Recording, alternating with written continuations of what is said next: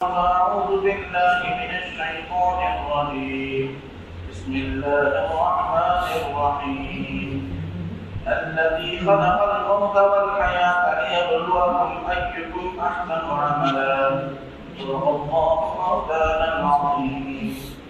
رب اشرح لي صدري ويسر لي أمري واحلل عقدة من لساني يفقهوا قولي. سبحان ربك رب العزة عما يصفون وسلام على المرسلين والحمد لله رب العالمين. اللهم صل على محمد وعلى آل محمد كما صليت على إبراهيم وعلى آل إبراهيم إنك حميد مجيد. اللهم بارك على محمد وعلى آل محمد كما باركت على إبراهيم وعلى آل إبراهيم إنك حميد مجيد. بزرگان محترم، برادران اسلام، جو آیت کریمہ تلاوت کی گئی یہ سورہ ملک کی آیت ہے. سورہ ملک کے مطابق احادیث مبارکہ میں بڑے فضائل بیان کیے گئے. حدیث پاک میں ہے کہ جو بندہ رات میں اس کی تلاوت کرتا ہے وہ عذاب قبر سے محفوظ ہو جاتا ہے. عذاب قبر سے محفوظ ہو جانا گویا اسے جہنم سے بھی محفوظ ہو جانا ہے، کیونکہ حدیث پاک میں ہے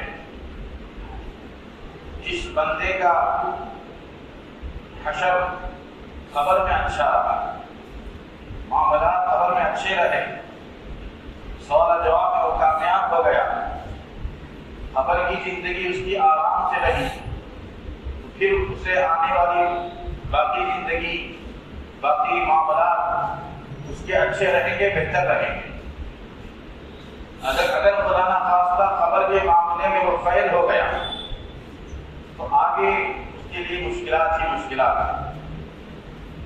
تو اللہ کے حبیب پاک صلی اللہ علیہ وسلم نے فرمایا کہ جو بندہ رات میں سورہ ملک کی تلاوت کرتا ہے اللہ تبارک و تعالیٰ اسے عذاب قبر سے محفوظ فرماتے ہیں.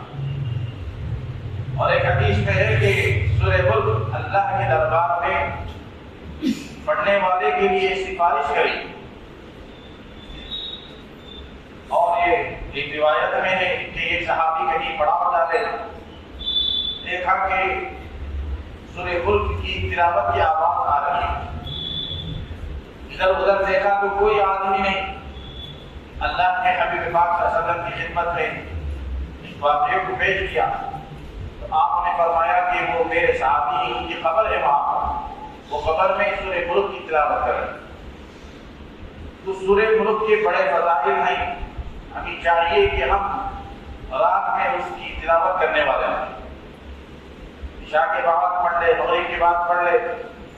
اور حدیث میں ہے کہ حضور پاک صلی اللہ علیہ وسلم سورہ ملک اور سورہ سجدہ کے بغیر نہیں سوتے.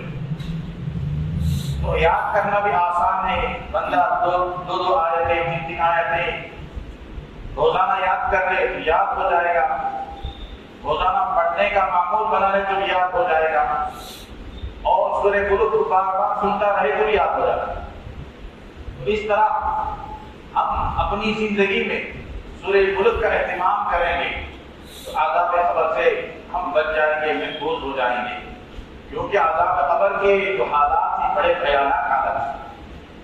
اور حدیث پاک میں ہے کہ قبر میں جو عذاب ہوتا ہے انسان اور جنات کے علاوہ سارے مخلوقات محسوس کرتے ہیں. اگر قبر میں عذاب جو ہوتا ہے اس کے منظر، اس کا منظر کسی انسان کو معلوم ہو جائے تو وہ اپنے مردوں کو دفن کرنا چھوڑ دے. تو اللہ تبارک و تعالیٰ ان سب حالات کو مخفی رکھے تاکہ کوئی گھبرا نہ جائے، خوف نہ کھا جائے.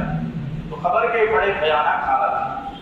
اس سے بچنے کے لیے سورہ ملک کا اہتمام بھی ہو اور ہمارے اعمال بھی ایسے ہو کہ ہمیں خبر میں عذاب نہ ہو.